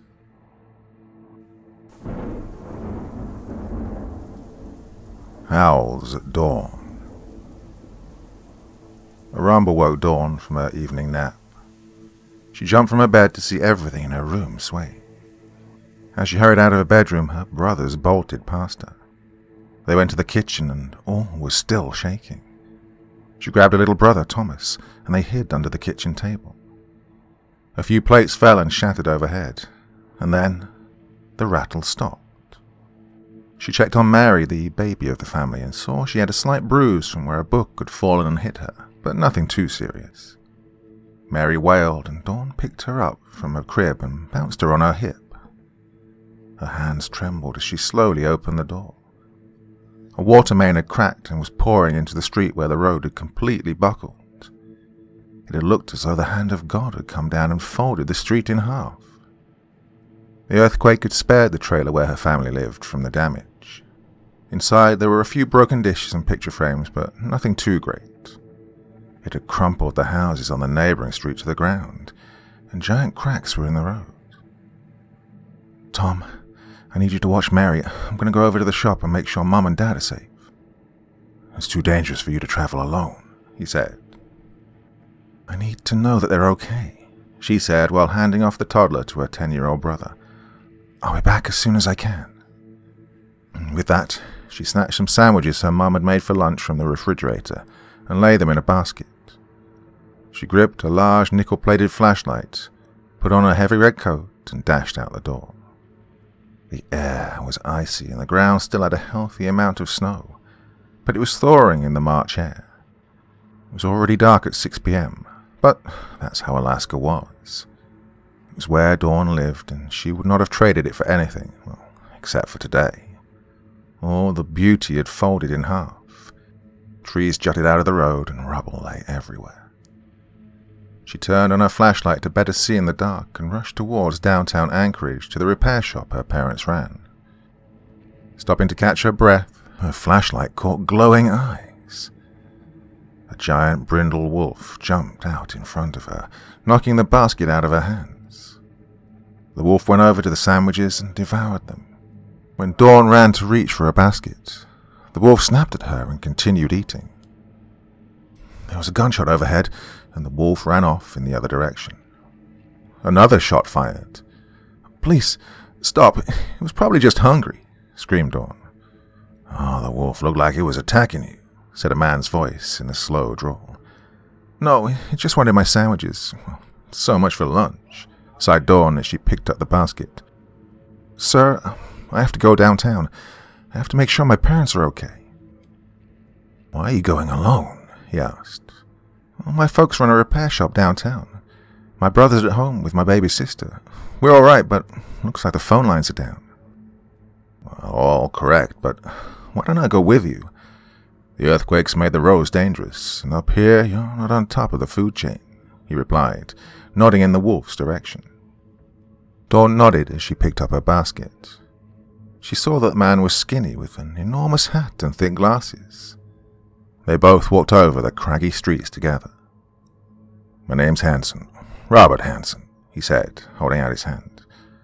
"Dawn Michaels," she said, giving his hand a firm shake. "Oh, that's some coat you have on." "Oh, my folks got it for me at J.C. Penney's for my birthday. I turned 13 a month ago." "Is that so?" Dawn nodded and hurried up ahead, but the street had shattered, leaving a massive sinkhole. "What do I do now?" sobbed Dawn. "I know a way," he said, nodding his head past the rubble. "Thank you, Mr. Hanson." He grabbed her hand firmly and pulled away from the road, towards the deep pine forest. "Are you sure you recognize the way, sir?" asked Dawn. "Yeah, of course I do." "Well, are you sure the woodlands are the best course? I mean, as you said, we're not on top of the food chain. There may be bears, wolves, or angry moose out that way." Dawn followed Mr. Hanson into the woods as the ground rumbled once more, knocking them both to their knees. Soil tumbled down the steep ravine. Robert got to his feet and helped Dawn up. He led her down a path into the forest. Debris lay everywhere. It had ripped trees from their roots, and rocks jutted out like angry teeth.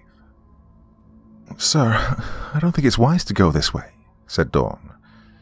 Dawn no longer felt safe with Mr. Hanson, and headed out of the woods. He grabbed her sharply by the arm and pulled her close to him. "You're gonna have to trust me." "No," she replied, as she struggled to break free. "You're not on top of the food chain, little girl. I am," he added as he pointed the gun at her. His body pressed against her, and she felt cold steel from a knife tip on her neck. Oh, she wanted to scream for help, but she was so far into the wilderness that no one would hear her. She knew she should have listened to her brother. It was too dangerous to go alone with the wild animals and aftershocks. But she never thought a person would hurt her. I mean, people were here to help. When the nights got cold and dark, they were there to be beside you and keep you warm. Well, now she would never feel warm again. Tears fell from her eyes, and out of nowhere, she heard a low growl. Looking up, she saw the brindle wolf from earlier, only now it had its packmates. They'd surrounded Mr. Hanson. He aimed and shot at one of them, but the bullet flew wild. Dawn struck him in the head with her flashlight, and he fell unconscious. The brindle wolf licked Dawn on the hand and watched her. Its eyes were a beautiful warm gold. Dawn saw that the wolf was female and appeared as though she might have been nursing. "Thank you, Mrs. Wolf," she said, dusting herself off. The wolf seemed to nod, and then trotted off into the forest after her pack. Dawn headed back to the road, and a large army truck greeted her. A gruff older man piled her into the rig. "Look, they've called martial law on the city of Anchorage. Tsunamis have struck coastal towns like Kodiak, and landslides are wreaking total devastation." "I need to see my parents," said Dawn. She gave the address of their store to the gruff man in the truck. While driving downtown, she saw it had devastated everything. J.C. Penney's had all but sunk under asphalt. It had ripped roads in half, and gas and water lines were burst, pouring everywhere. They stopped outside the repair shop. It was crumpled to the ground, but her mother and father stood. She saw that her dad had a large goose egg on his head, but her mom looked uninjured. Dawn embraced them, and the army truck took them to the hospital for examination. Her father only suffered a mild concussion, and her mom was fine. A cab dropped them off at their trailer. Rushing in, they hugged Thomas and Mary, relieved that their house and children were well. "I'm glad you went looking for us, but never do something that stupid again," sighed her mother. "I'd rather have you home safe. Something could have happened." Dawn nodded. She was about to tell her about the man when she heard a howl outside. She looked out the window and saw the brindle wolf. "It's all right, Mama. I gave her some sandwiches, and she's just been following me." "You know, if you feed him, you'll never get rid of him," her dad said, raising an eyebrow. "That's okay. The earthquake scared her." The wolf wagged her tail, and she could see the smaller eyes of 4 pups looking at her. The mama wolf then gathered her young and headed off into the woods. "I think she just wanted to say goodbye." "Just be vigilant. They're dangerous animals," her dad said. "Yeah, Papa, but man is the most fatal." "Yeah, I suppose you're right, Dawn. You be careful of who you trust. At least most of God's creatures are pure in their intention." Dawn nodded at this, and overhead the northern light shimmered, and she heard howls in the distance as she settled down for bed. Anchorage eventually got back on its feet after the earthquake. Her parents finally had their shop again, and all was well. She never saw Mrs. Wolf again, but would occasionally hear howls in the night that comforted her. They arrested Robert Hansen and charged him with killing over 17 women. She felt lucky that she'd survived, all by the luck of a furry guardian angel.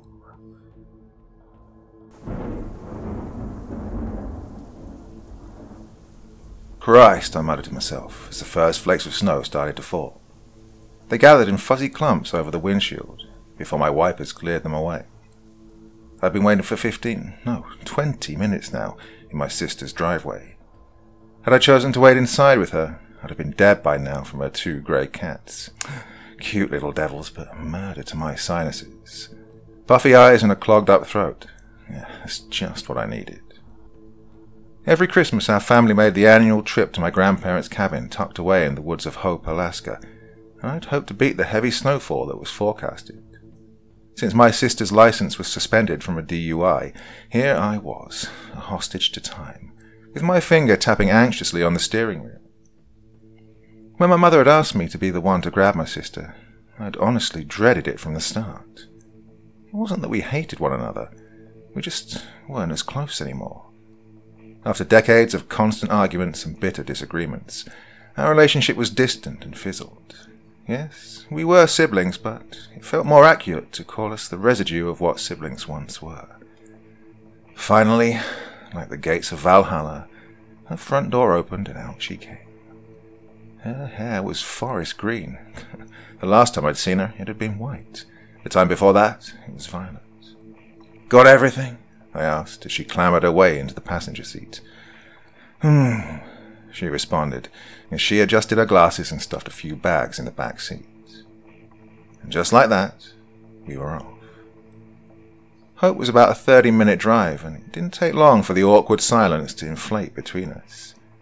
It didn't help that the radio didn't work in my car, and that the broken auxiliary port made your music sound like it was having a seizure. By the time we reached the turnoff for Hope Highway, the road was turning into a thick white sheet. Thankfully, on Christmas Eve night, The long stretch to Hope's small community was quick and vacant. The cabin was tucked away in a fortress of trees 5 miles off the main road. As I made the turn, my sister cracked the window, pulling out a blunt, and lit it with a lighter. "Want a hit?" she asked. Snow crunched beneath us. "Not while I'm driving." "It's a straight path. We're practically there already." She took a drag and blew it out the window. "I just want to focus on this, all right?" She huffed and pushed up her glasses. "Well, if you're that worried, maybe slow down a bit then." There was the jab. A piece of bait to lure me into another fight. But I wasn't going to bite. Not this time. She could live with us getting there faster. Well, the drive was almost over. I'd soon be in a warm living room with my feet up and a spiked eggnog in my hand. Bobby Helms, Jingle Bell Rock in the air. I could already hear Uncle Jed spouting off one of his crude jokes. "Hey, why does Santa Claus have such a big—" "Dude!" my sister shrieked, jabbing a finger in my side and whipping my mind back to the windshield.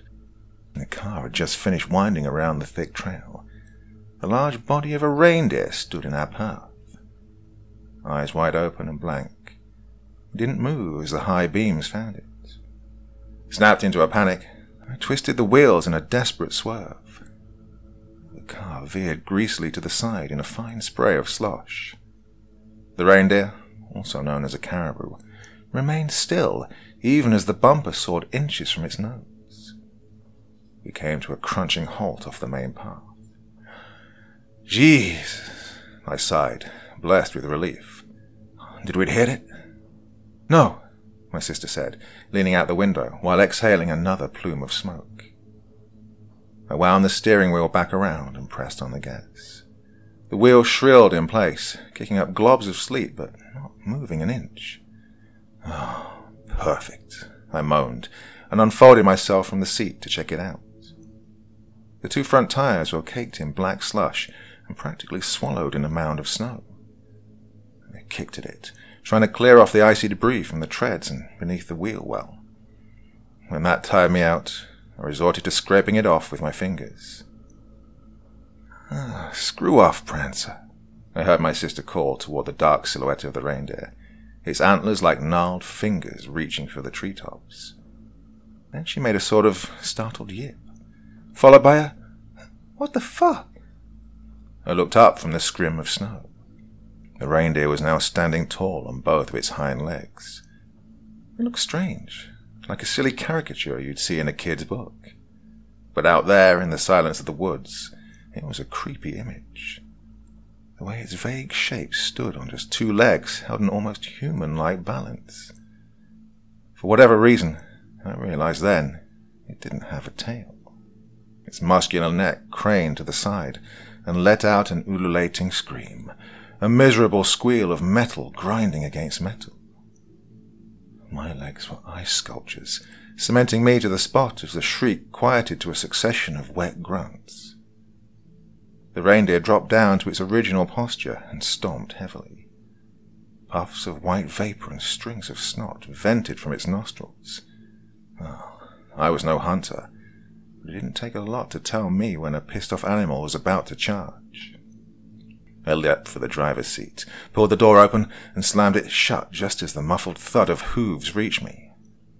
Antlers scraped the door as its large body practically flew over the patch I'd just been standing in. Fast. Very fast. My sister screamed as the large bulk of its frame wound back around and charged again, this time shattering the headlights and submerging us in the darkness. "Just go already," my sister hollered in my ear. "I'm trying, goddammit," I hissed. The wheels still helplessly spun. We were trapped. The creature charged again, this time nailing the window and blew me a cobweb of cracks near my sister's head. I searched for anything, literally anything that I could use as a weapon. I was never really a gun enthusiast, but at that moment I'd have shaved my head and joined the secular monks if it meant having a Glock in my hand right then and there. After rattling the car once more, the reindeer finally appeared to lose interest and disappeared between the cluster of trees. Granted some time to breathe and think, we phoned our dad and told him about the situation. He was going to come down in his pickup and get us unstuck and out of this mess. I looked over at my sister, who was taking long, steady breaths between her fingers. "Are you all right?" I asked. "What do you think?" she grumbled. "I told you to slow down." Another jab, and this time I wasn't going to have it. "Want to be useful?" I yelled. "Well, get out there and push." "No." "Well, shut the hell up. I don't need this right now."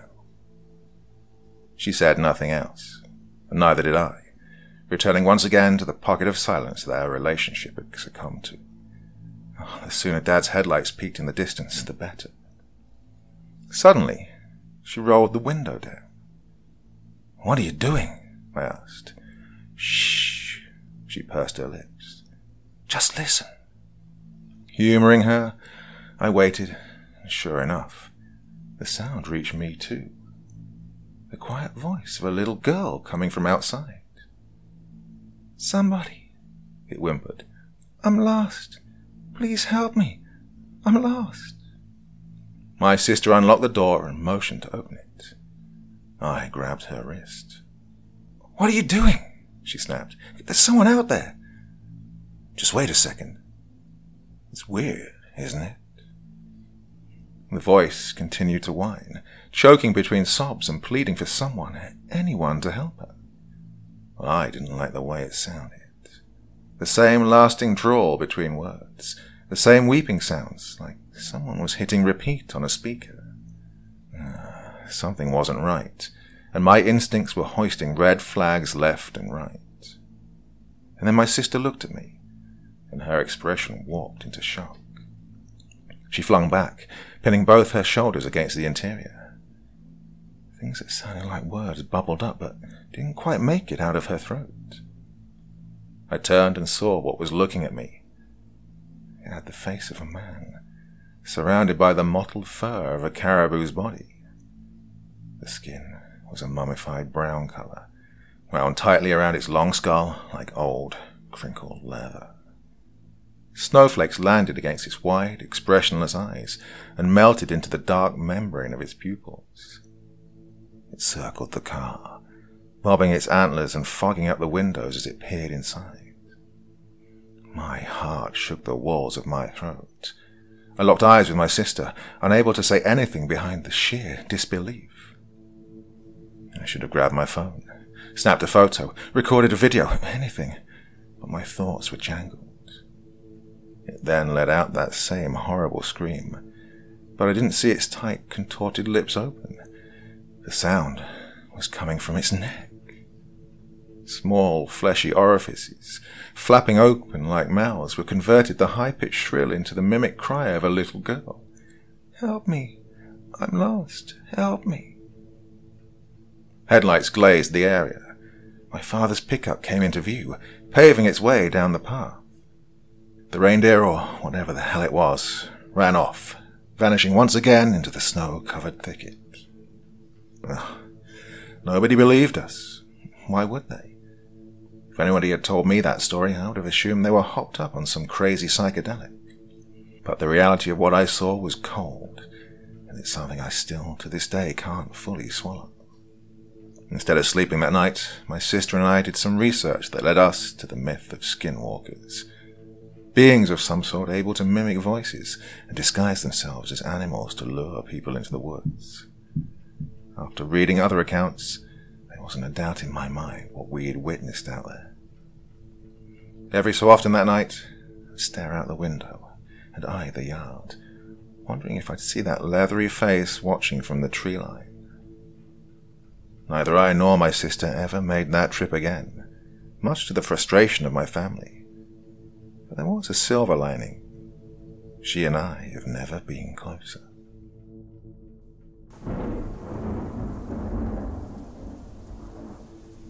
My wife and I traveled overseas to a relative's cabin, out here in the middle of Alaska, of all places.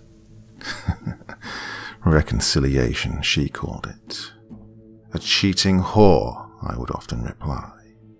Yes, we'd come out here as some sort of therapy. so that I wouldn't call for a divorce and let her entire family know that the last round of shots at every bar in town was most likely going to be on her, literally. So, let's get started with the cliches. Piss poor connection, so that I have to manage social interactions with her. Check.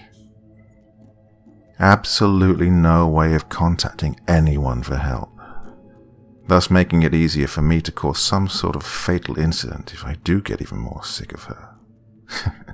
Check. Snow so deep that even a snowplow would struggle to clear the path to us. Check. Yes, I was prepared for an absolutely amazing time in the cabin we had. The interior seemed much more welcoming though. Oak wood beams hanging from the ceiling, arched doorways between the rooms, great bay windows overlooking the vast canvas outside. Had it not been so damn cold, I might have considered staying here for a while longer. The first thing I can recall my wife doing was heading upstairs to find our bedroom. I promptly followed when my inspection was halted by her terrified cries.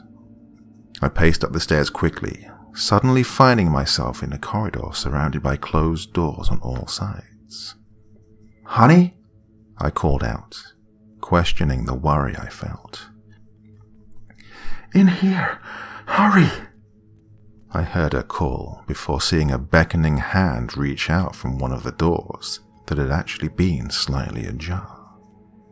I jogged down the hallway to where my wife stood in the embrace of darkness, peering just beyond the veil of sight. I tried to squeeze past her when she halted me from opening the door any further. "What is it?" I impatiently asked. "What the hell is that?" She muttered the words, but I could feel the scream she was holding back. I tried to peer into the darkness, but my eyes adjusted slowly. Then, a form. It was hard to discern from the other silhouettes in the room, but the harder I stared, the more I could pick out the details of it. I could make out protrusions here and there, and a solid form the size of a curled-up adult person. I wasn't sure why my wife had screamed until the form began to writhe. In the darkness it swirled, shifting the absence of light around it to form darker shadows that mocked the frailty of what I could perceive. At some point, I must have jumped backwards, because before I knew it, my wife and I had fallen out of the room onto our backs, still staring in at the darkness. But now, there wasn't any darkness. In the fleeting panic, the door had been thrown open, and the light from the hallway spilled into the room, revealing the thing at the other side that was no longer sheltered by blackness.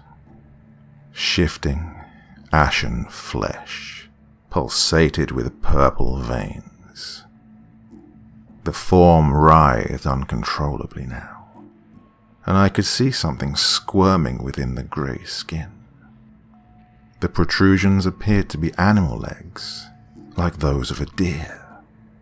They were straightened out, stiffly shaking as the light set upon more of this thing. I gagged as the sack of grey began to violently shake, trembling so hard that it was beginning to hit one of the limbs against the wooden floor, emitting a thudding noise that split the air. I turned to see my wife gagging, and when I turned back to look upon the thing, I saw the veins grow large and throb so greatly that I should have expected the outcome. It exploded. No guts, no gore, just a heavy cloud of thick dust erupting from it.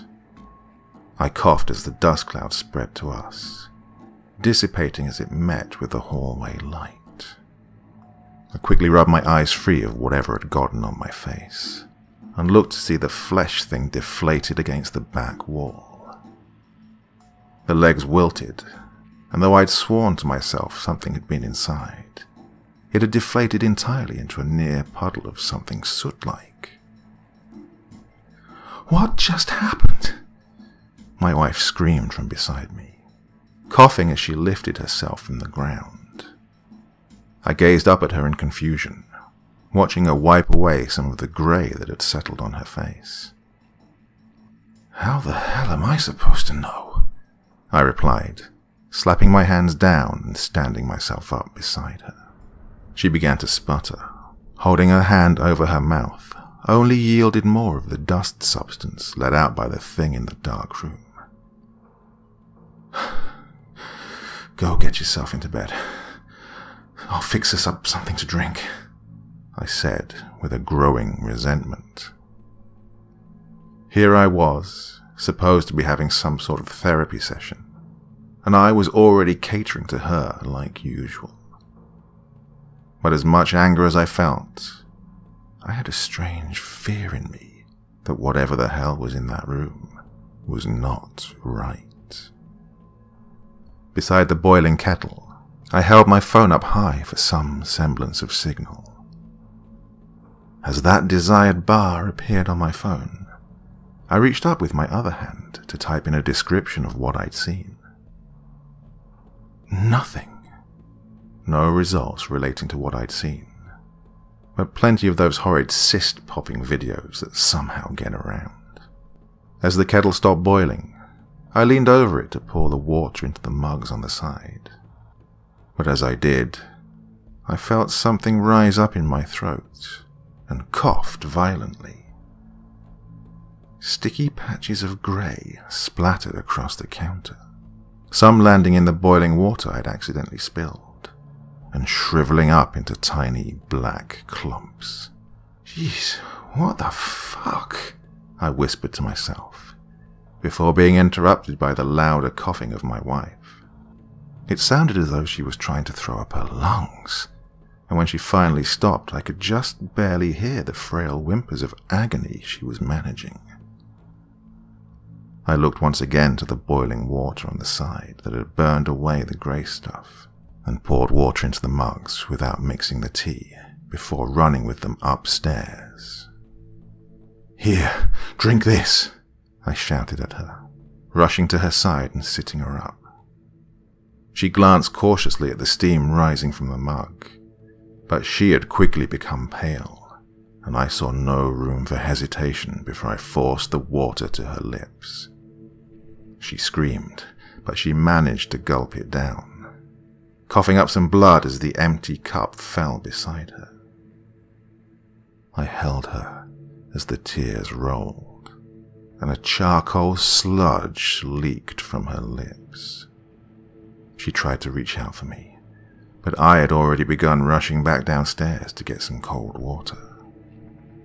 That's when I saw black stuff on the kitchen side, growing out along where I'd spilled the water.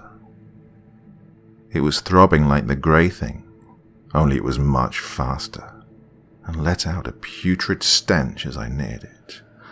"Shit, shit, shit," I groaned, paralyzed. Then I heard the retching. I looked back to the stairs and tried to force myself to move, but I couldn't. I coughed harder, and it wasn't until I'd stopped that I realized my wife had gone silent. My legs were finally able to move, and I sprinted back up the stairs and down the long corridor to the bedroom, where my wife lay motionless, splayed across the bed with her eyes blank, and her mouth agape, dripping with sludge. No, not dripping. The sludge was moving in such a way that it was traveling up, as though crawling back inside her. I ran as fast as I could out of the cabin. Throwing my knees against the heavy onset of snow was like trying to escape waves in an ocean.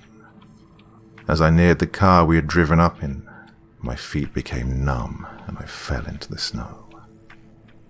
I remember the cold seeping into my skin, nipping at me as I felt a sharp tug against my ankle before being dragged back into the house. I barely managed to turn around to see the ghostly face of my wife, her mouth oozing with the black stuff as she pulled me back up the stairs. I tried to scream, but I coughed, and when I tried to claw myself away, I felt once tender fingers rip into me. Did she bite me too?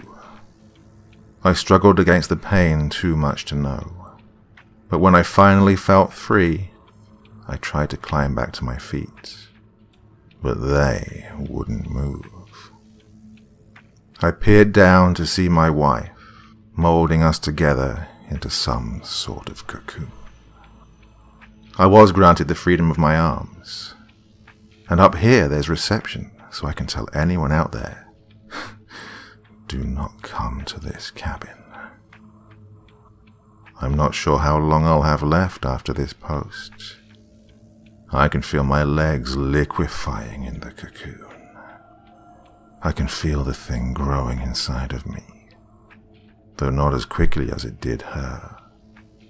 And I can see my skin turning a bitter grey as the days grow endless and the hallway light starts to flicker.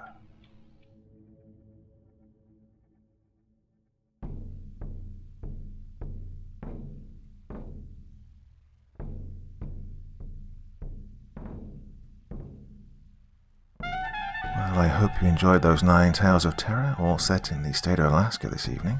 If you did, please be so kind as to leave a positive review and a 5-star rating wherever you get your podcasts. It would be so much appreciated and help me move forward with more episodes. Well, that's enough for this week, but I'll be back again, same time, same place next week, and I do so hope you'll join me. Until then, sweet dreams and bye-bye.